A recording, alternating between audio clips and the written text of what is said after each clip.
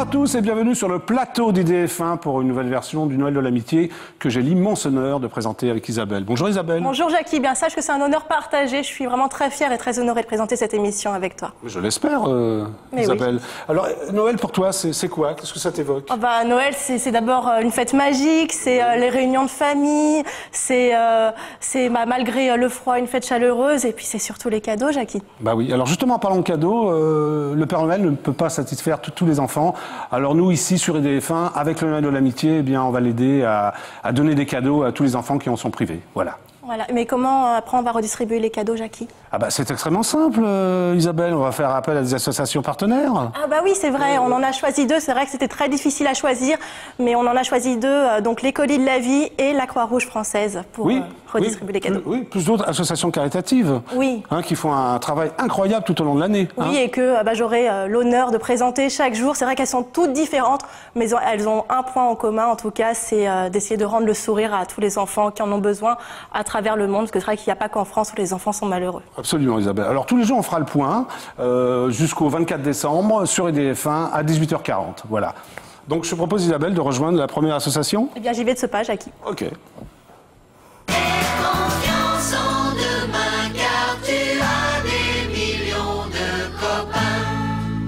Eh bien là, on va parler d'une association qui s'appelle ASMAE. Et vous, Catherine Alvarez, vous êtes la directrice générale de cette association. Tout d'abord, bonjour. Bonjour. Alors, parlez-nous un petit peu de ASMAE. ASMAE a été créée par Sœur Emmanuelle il y a 30 ans. Sur une révolte face à l'injustice dont souffraient les enfants. Et c'est le combat que poursuit ASMAE depuis 30 ans, pas seulement en Égypte, où effectivement Sœur Emmanuelle a œuvré pendant toutes ces années-là, mais aussi dans 8 autres pays dans le monde. D'accord. Alors, quels sont-ils, ces pays, justement? Donc, les pays, c'est en Afrique, Mali, Burkina Faso, Madagascar, puis Liban, Égypte, Soudan, puis en Asie, Philippines, Inde. D'accord. Donc, c'est très important. Quel est le but de votre association? Donc le but de l'association, c'est d'aider les enfants les plus défavorisés et d'accompagner leur développement parce qu'on souhaite pour ces enfants une éducation la plus complète possible et qui leur permette d'être totalement autonomes dans le futur et de s'engager aussi dans la société qu'ils formeront. On veut vraiment en faire des acteurs de leur propre développement et aussi des acteurs de liberté, de démocratie pour plus tard. D'accord, donc vous leur offrez l'enseignement et également au sein des familles, comment ça se passe avec leurs familles? Donc on est sur le volet de l'éducation, mais aussi sur le volet de la santé et sur le volet du psychosocial. Et effectivement, on sait que prendre l'enfant de façon isolée n'est pas optimum. Il faut aussi agir sur la famille, la communauté et l'environnement en général de l'enfant. Donc on fait fonctionner tous ces leviers-là en accompagnant aussi les familles dans l'éducation de leurs enfants et la prise en charge globale de leur vie sur les difficultés qu'ils peuvent avoir. D'accord. Alors, le bilan peut-être de toutes les années, depuis qu'ASMAE, existe, et puis le bilan de l'an passé, pouvez-vous nous le donner? Donc, depuis qu'ASMAE existe, maintenant il y a une génération qui est passée. Donc, on voit des enfants qui sont devenus des jeunes aujourd'hui, qui sont allés à l'université, qui ont un emploi, qui créent à leur tour leur famille. Il y a des jeunes du Soudan qui aujourd'hui, maintenant que le Sud-Soudan a fait scission, on monte une association pour les enfants de la rue. Eux ont été enfants de la rue, ils veulent à leur tour rendre ce qu'on a pu leur donner. Donc c'est environ 50 000 enfants qu'on a aidés depuis l'origine. C'est énorme. Depuis l'origine. Alors c'est pas une prise en charge globale, c'est une prise en charge sur un volet sur lequel on pense qu'on a le plus d'impact. Oui. Et ensuite pour qu'ils deviennent au fur et à mesure autonomes. Autonomes, voilà. Et on agit pour ces enfants à travers des associations locales. Donc c'est aussi 80 associations qui sont soutenues par notre soutien financier, par un renforcement technique, par un appui général à leurs projets. Alors pour 2012, quels seraient vos souhaits? Donc pour 2012, ce qu'on veut, c'est vraiment renforcer l'éducation, la prise en charge en maternelle. Parce qu'on sait que quand l'enfant n'a pas été en maternelle, il a beaucoup moins de chances de réussir après sa scolarité. Donc ce qu'on veut, c'est vraiment encourager les initiatives privées à travers les associations locales, mais qu'elles-mêmes puissent agir sur les autorités du pays pour faciliter l'accès des petits à l'école maternelle. Et puis, comme dans ces pays-là, il n'y a pas de formation de jardinière d'enfants, comme on dit, ou de professeurs des écoles pour les classes maternelles, on veut aussi renforcer les compétences de ce personnel-là. Donc, on envisage la formation d'une 50aine de membres des personnels des associations partenaires qui travaillent sur cette classe d'âge d'enfants en section maternelle. Alors, quels sont vos besoins exactement? S'ils sont matériels, Alors, monétaires, nos besoins, c'est surtout des dons. Oui. Donc, pour le programme de préscolaire pour l'année prochaine, il est de 212 000 euros. On a déjà la moitié d'assurés. Il faut qu'on trouve l'autre moitié. Donc, il nous faut 110 000 euros environ pour 2000 enfants qui vont en bénéficier. Donc, avec 50 euros, on assure la scolarité d'un des enfants de maternelle pour l'année prochaine. Alors, pour faire ces dons, comment ça se passe? Donc, on peut envoyer des chèques ou faire un don par carte bleue. Notre adresse est à Montreuil, au 259 261 rue de Paris, 93 100 Montreuil, ou par Internet via notre site qui est le www.asmae.fr. D'accord. Et vous avez un numéro de téléphone également? On a un numéro de téléphone, c'est le 01 70 32 02 50. Eh bien, merci beaucoup Catherine. Le message est passé, j'espère. En tout cas, je vous souhaite une très bonne continuation pour la suite, en espérant que justement, tout a été entendu et les gens vont y participer. Écoutez, moi aussi, merci beaucoup. Merci beaucoup de nous avoir donné la parole. Et merci à tous ceux qui nous soutiendront. D'accord. Eh bien, merci beaucoup. Et puis, on retrouve Jackie tout de suite. Confiance en demain, car tu as des millions de copains. Merci Isabelle. Donc aujourd'hui je reçois Estelle Lelon, c'est cela? C'est ça. Bonjour Jackie. Bonjour Estelle. L'impression d'être au téléachat, c'est sympa. Voilà. Oui. Vous êtes donc responsable des parents pilotes, c'est ça, pour Oxybul, éveil et jeu. Tout à fait. Alors c'est quoi Oxybul, éveil et jeu? Oxybul, éveil et jeu, c'est 41 magasins dans la France entière. C'est un site internet éveilletjeux.com pour vous proposer des jouets éducatifs, ludiques, intelligents pour les enfants de 0 à 10 ans. D'accord. De 0, ah oui, c'est très précis. Ah oui. Bah, même à 0 ans, on peut jouer. Bah, bien sûr. D'accord, c'est super. On propose des tapis d'éveil pour poser votre bébé, des petits hochets. Ah, c'est Il super n'y a sympa. pas d'âge pour commencer à s'éveiller. Ah non, moi je me suis éveillé très très jeune. Justement. Et vous Estelle? Moi aussi, très jeune. Bah, merci Et de on venir. continue. Oui, vous étiez venu il y a 2 ans d'ailleurs au Noël de Tout à l'amitié. fait. Merci de revenir. Alors, parents pilotes, c'est quoi exactement? Alors, les parents pilotes, c'est des clients qui sont volontaires pour nous aider à choisir nos jeux. Oui. Alors, ils sont non seulement volontaires, mais dynamiques, enthousiastes. Ils sont bénévoles et ils sont très critiques, très exigeants. Alors, est-ce qu'il y a un casting de parents pilotes ou comment ça se passe? C'est surtout sur leur motivation et puis combien d'enfants ils ont. D'accord. Et donc, ils reçoivent un produit comme ceux que j'ai amené aujourd'hui. Par exemple, la fusée Happyland. La fusée Happyland, oui, alors. Elle a été testée par des parents pilotes. Oui. Alors, en fait, il y a un élément très important pour nous, c'est est-ce que le jeu va apporter du plaisir à l'enfant? Donc là, par exemple, les parents qui ont testé ce jeu avec leurs enfants nous ont dit que les petits accessoires qui font du son, de la lumière, ça les fascine. C'est un jeu qui est adapté de 0 jusqu'à 4 ans. Et puis, alors, il y avait le côté je reproduis ma famille avec les petits personnages, le petit chien, et puis le côté complètement imaginaire avec le petit martien qui va sur la Lune. C'est que là, on peut avoir des rêves complètement fous. Oui. Donc, c'est un jeu sympa qui les pousse à imaginer plein de choses. Plein de choses, c'est sympa. Vous l'avez fabriqué? Ou celui-là, vous le distribuez? On le vend. Vous le vendez, d'accord. Et qu'est-ce que vous avez entre les mains, Estelle? Et ça, c'est notre mascotte, c'est notre chouchou. Il s'appelle Paco, avec des grandes oreilles colorées. On l'a élaboré nous-mêmes avec des designers. C'est une exclusivité. Et on en vend des palanquets en ce moment au profit... Il est très populaire, alors, Paco. Il est hyper populaire. On en vend jusqu'à 2000 par semaine en ce moment. Donc, c'est énorme. Oui, c'est énorme. C'est au profit de... Pardon, excusez-moi. Et c'est au profit de SOS Village d'Enfants, qui est une belle association qui essaie de garder les fratries ensemble.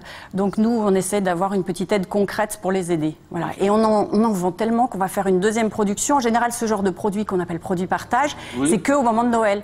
Et celui-là, il a tellement de succès qu'on va aussi le faire refaire et le vendre toute l'année pour reverser les bénéfices à SOS Village d'Enfants. C'est très sympa, ça. Oui. Il y a d'autres choses là sur la table. Alors il y a aussi pour les plus grands le circuit Eco-Racer. Alors c'est quoi? Ce sont des voitures de course? Voilà, c'est des voitures, un circuit qui va hyper vite, donc qui est drôle. Plus. Pour les garçons, bon, ça dépend, il y a des filles qui aiment. Il y a une voiture de police, des voitures de... Vous aimez la vitesse? Moi, j'aime bien aussi, ouais. D'accord. Et alors, le plus de ce circuit, c'est qu'il n'y a pas de pile. Alors ça, les familles qui ont testé le jeu, la maman a trouvé ça super parce que c'est écologique quand même. Oui, et vrai. puis, quand les enfants éteignent pas leur jeu, il va pas il va pas perdre ses piles puisqu'il n'en a pas. Et donc, c'est une petite dynamo sur laquelle on charge les voitures. 1 minute de charge pour 5 minutes de jeu. Et à la fois, c'est un circuit qui va très vite, qui est vraiment amusant. Donc Voilà. c'est sympa. Donc oui, les petits garçons qui l'avaient testé étaient ravis. Alors vous offrez combien de jeux pour le Noël de Alors l'amitié? un peu plus de 50 jeux différents pour les tout petits, comme on l'a dit, à partir du tout petit bébé et jusqu'aux grands qui ont une dizaine d'années. Voilà. Merci Estelle, c'est vraiment très gentil encore une fois de participer au Noël de l'amitié. Voilà, si on peut faire qu'il y ait des enfants et un Noël un petit peu plus joyeux, on est là pour ça. On est une société engagée pour les enfants, pour leur réveil, leur bonheur, leur plaisir. Bon, voilà. Nous aussi on est là pour ça sur EDF1. Voilà.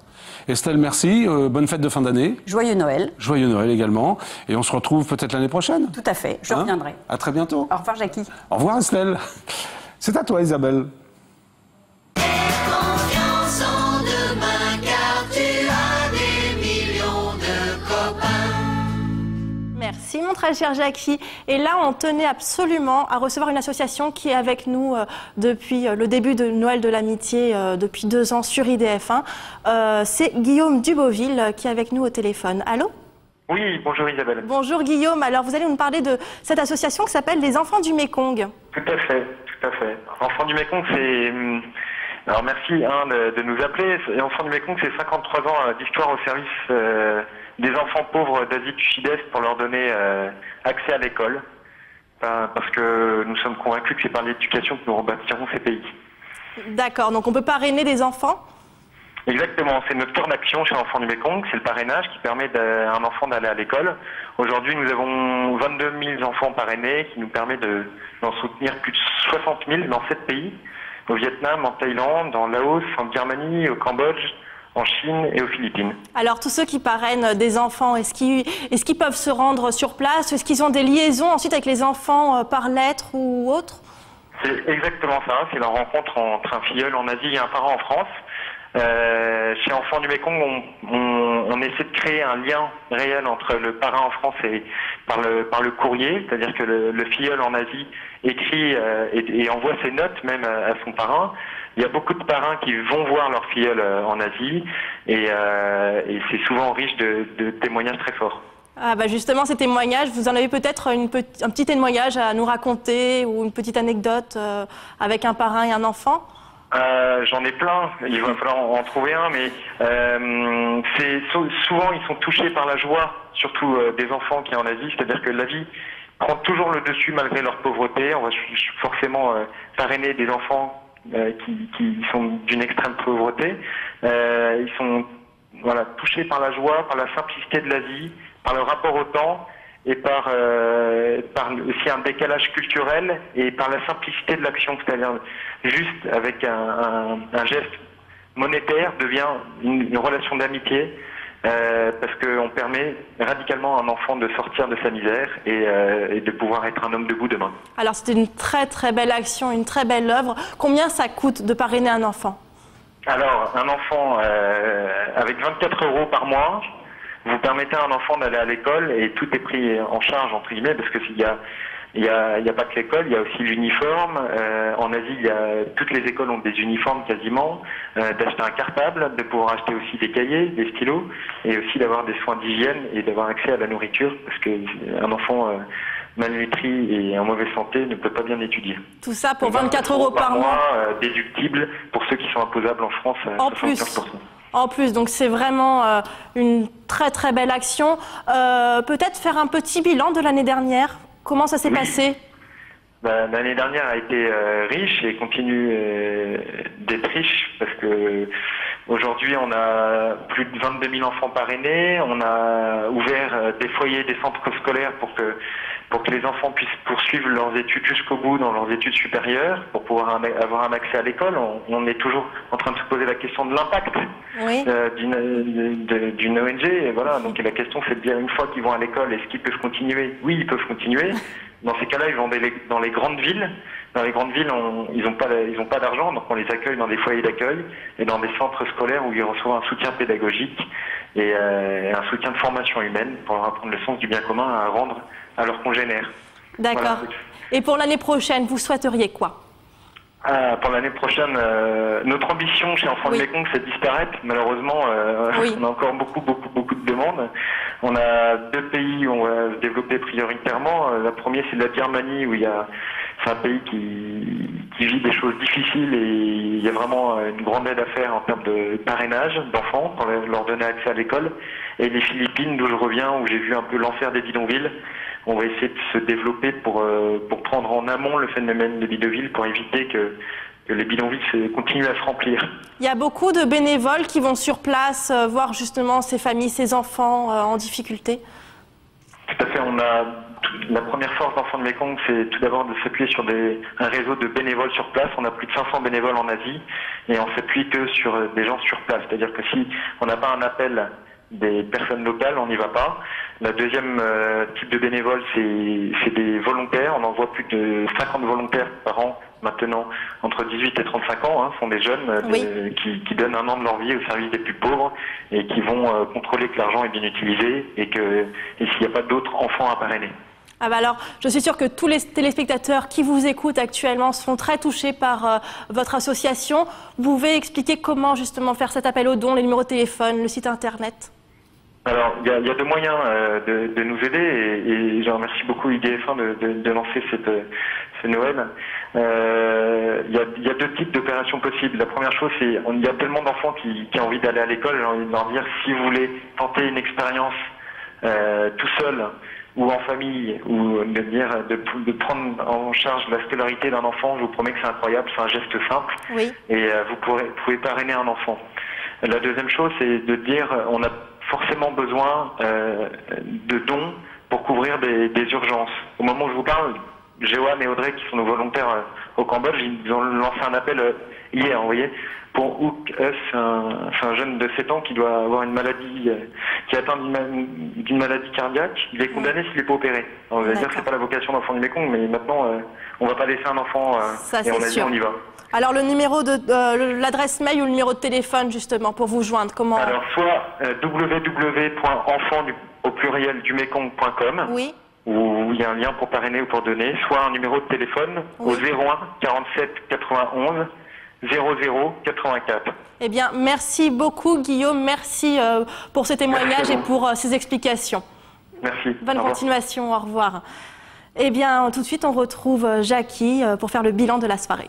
Confiance en demain, car tu as des millions de copains. On va enfin mettre fin au suspense. Jackie, combien a-t-on récolté de cadeaux? Tu veux que je te le dise, Isabelle? Oui, je veux. Vous aussi, vous voulez savoir? Oui, je pense. Oui, je vais le dire. Nous avons récolté 380 cadeaux qui sont distribués donc à la Croix-Rouge française et au Colis de la Vie. C'est super, hein? C'est merveilleux. Voilà, il n'y a pas de mots. Mais si vous aussi, vous souhaitez apporter votre contribution, faites-le. Je le répète. Je le répéterai jamais assez, en tout cas. Oui, mais répète-le quand même, Isabelle. IDF1 au 7 rue des Bretons, 93 210, La Plaine, Saint-Denis. Voilà, RER B, D, enfin... Bus, voiture. Voilà. C'est simple, hein? Oui. C'est très simple. C'est terminé pour aujourd'hui, Isabelle. Oui, mais on se retrouve toujours demain avec d'autres donateurs et d'autres associations. À 18h40 sur IDF1, tout de suite après le Noël de l'amitié. Marina, bonne soirée. Bisous. Sur IDF1. Au revoir. Au revoir, Isabelle. Au revoir, Jackie.